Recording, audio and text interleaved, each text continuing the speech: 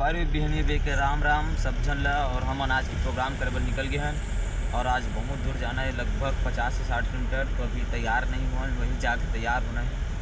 तो बने रहो मोर मिनी ब्लॉग में और सबके आज मोर चैनल।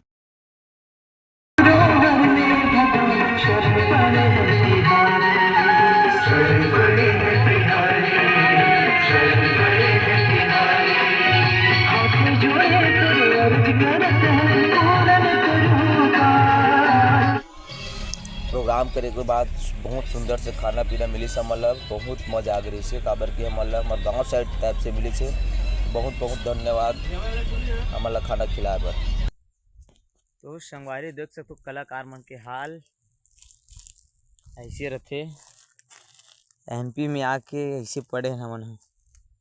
खाना वाना तो सही साट मिली से, एकदम मस्त मिली से, लेकिन घर परिवार से इतना दूर रह के और कहाँ सुथन तिल देख लो ऐसे जगह में।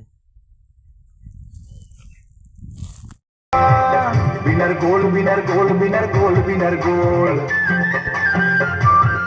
विनर गोल विनर गोल विनर गोल विनर गोल विनर गोल विनर गोल विनर गोल अमर पहचान धान के कटोरा 36 के बड़े। तो संगवारी हो जय जोहार।